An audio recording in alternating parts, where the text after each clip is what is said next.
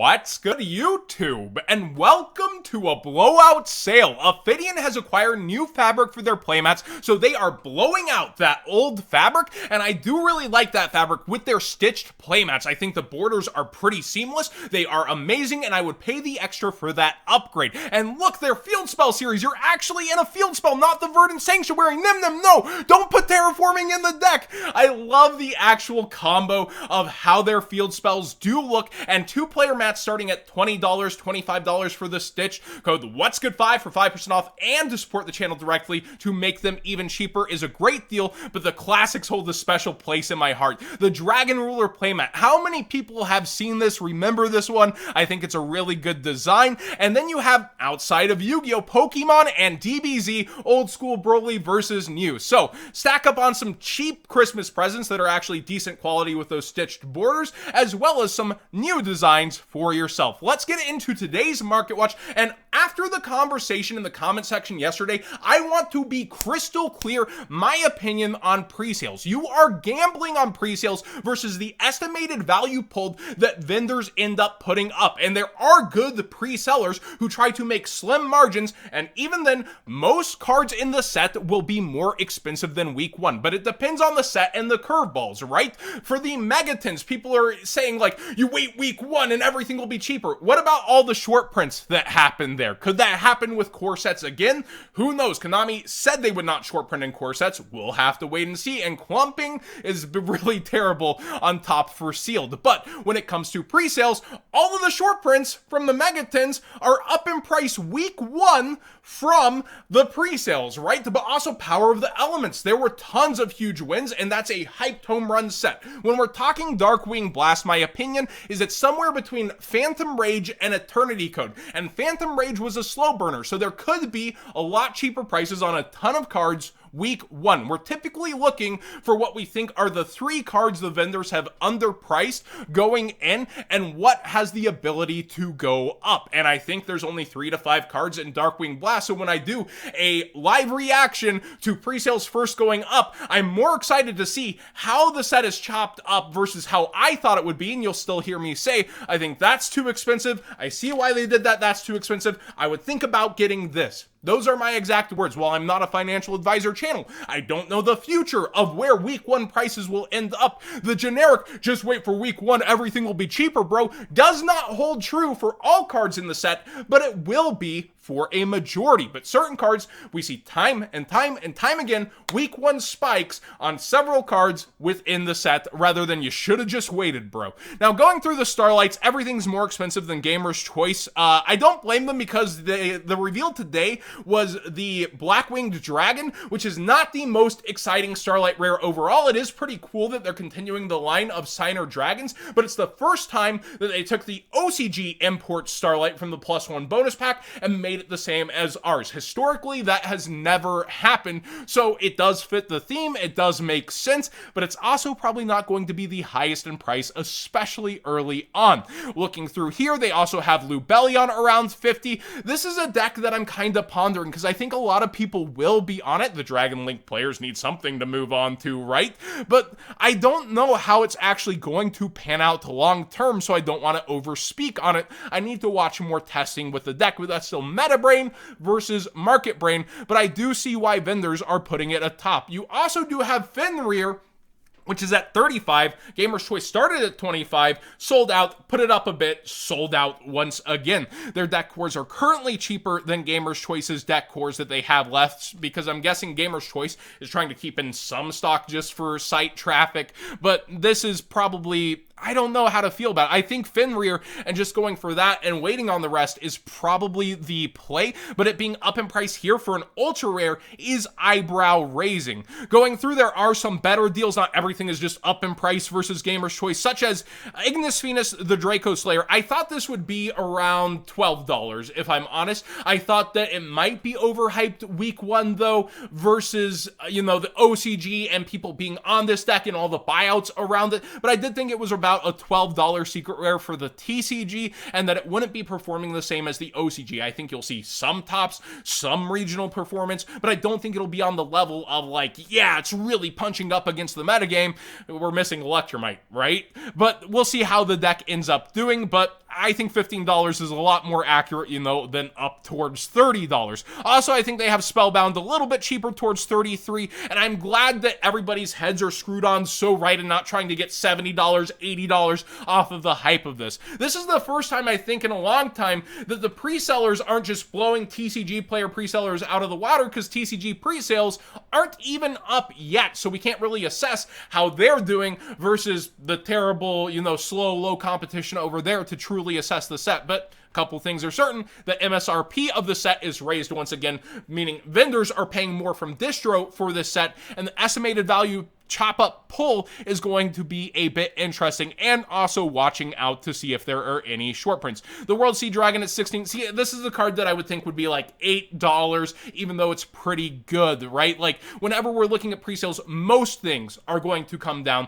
A couple of things will appreciate, though, and seeing the meta bubble rise already on the things in the set, it is very, very interesting. Now, going outside of pre-sale, Branded Banishment is spiking up huge in price. As I understand, this is historically a one-of in the deck, and it is now $4.50, which is still above the market price that is now $4, and quickly towards $5 on the front page. It is only in Dimension Force. I remember on a reveal this got super hyped, then it came out as a super, and speaking of supers, there is the one in the set. Sorry to backtrack. They have it at $3 where Gamer's Choice had it at $6, and the owner of Gamer's Choice told me, well, there's only 18 super rares per box, and there's now, I believe, is it 26 of them per set, because there's 10 secret rares, 14 ultras, yeah, and 26 supers, so you only end up pulling about 8 per case. I don't think that's the best reasoning to put it up towards $6, but I could see it being a $3 card, kind of similar to Dark or other modern super rares, where they become more value in the set, and that rarity spread can actually become valuable to Konami. I think $3 is a lot more reasonable, and you can start to talk about it being played in other decks besides just Bisted/Bestial, but it might be high versus how it ends up. We've seen overhype on supers in pre-sales before, but I do think this is not the worst price on pre-sales for this. But yeah, seeing a super rare hit up there again, where it did have hype on reveal and is finally doing its thing, it's a bit interesting, and we'll watch where this lands.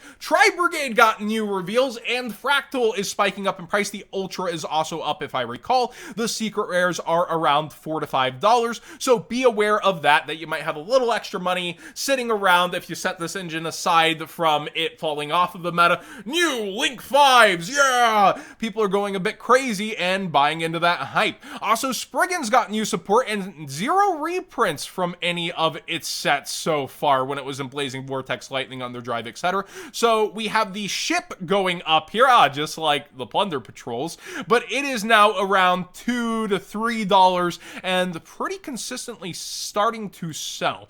Beyond the Pendulum is rising back up towards $18. That's the price that I thought it would be settling week 1. That's why I'm not a financial advisor channel. I don't always know the future of cards or where they'll end up, or the right or wrong reasons for them to be there. But Beyond the Pendulum has got a lot of hype heading into the Draco Slayers, talking about the cards being bought out around it, and it is now sitting pretty around $17 to $18.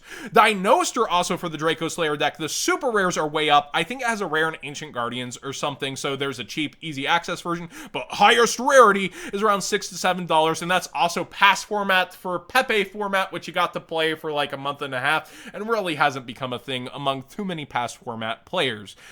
Dimension Forces Visa Starfrost, as well as the Sneak Peek Ultra, have been rising back up in price very rapidly again. You can even see the graph here. So people are back onto the, this will be Albaz when it'll see play, you'll see, it's going to keep getting support, and you see that support announce rise, fall off, support announce rise. So there's been a lot of highs and lows to this card, and be aware that it's back into the highs.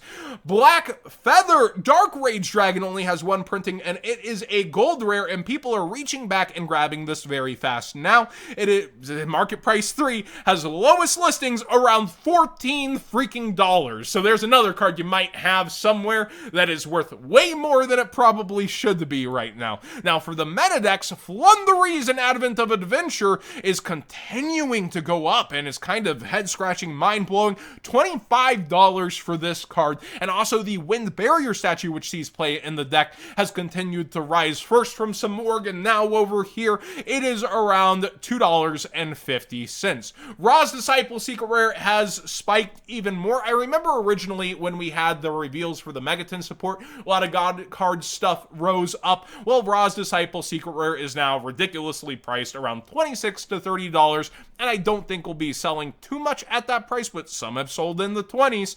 Baroness is down bad, which is good news. A lot of people think this card will be reprinted in Mavens or soonish, and it's not seeing the most play within the metagame, so tons of players are letting it go, and it is continuing to come down in price, and I hope it keeps going lower personally, but it is pretty fun to watch stuff like that happen, where a metagame shift, along with reprint speculation, can end up this way for sure.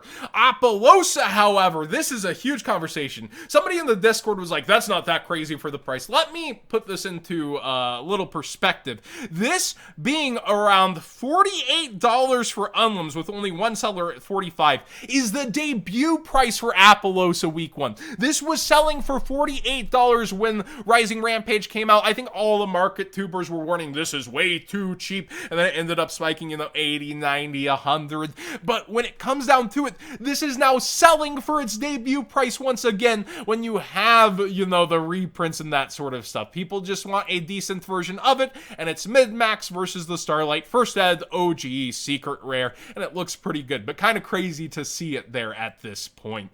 I wanted to look at the Speed Duel GX box and just have a discussion real quick about how product has been failing a good amount, and when it comes to that, some of the singles get overpriced because people just don't want to open the product, and you see certain spikes on different cards. I think a lot of these cards, like Dogoron, are pretty good deals now, but also it's easier to pull these secret rares versus the price point into the previous GX boxes because there are less secret rares, and so your price point in versus pulling them over the product, it'll be easier to make these appear on the market again if any of them get out of hand. So it's really interesting where there's an equilibrium of these could go up a good amount, but if they do, people could actually rip into the product for them. Blackbeard has actually continued to go up after its initial spike, which is kind of rare. Usually you see the huge spike and a ton of sellers wanting to sell it and it cools off, yet here it's really holding at 17 to 18, so be aware that's happening right now. Elvlets the Golden Lord is running out of listing 6-9, not so nice. It is, for the secret rare version, starting to go back up as a lot of people are speculating this will be one of the decks to play throughout future metagames. And then finally, I was just looking through Legendary Duel Season 3, speaking of failed products, because we opened some on stream and I actually ended up doing good on both displays. It was a pack battle that I lost. Looking through here, stuff like Liquid Soldier, kind of sitting at 10s, Dark Magicians, etc. You can pull these, or you can not end up seeing them throughout your display, and that's what makes the product just so awful. While this gives some backbone value to the set, Magician Souls being short, Bane being short, and a Dusted Gold, like, these are already low in price, right? It's really Souls we're talking about. It deflated so much hype out of this product and made the estimated value pulled so bad that a very sure product ended up failing. So when we're talking back to pre-sales versus week 1s, I do think there will be a couple cards that end up going up. I don't think this is a Ghost from the Past 2 situation where everything just falls out, but versus week 1, it will be very interesting to see where certain things land. Thanks for watching today's Market Watch. Please subscribe if you haven't already. Give this video a thumbs up if you enjoy the more in-depth conversations, and I'm always glad to have those. And again, back to Ophidian, playmat sale, really good prices. I personally like the stitched mats the most.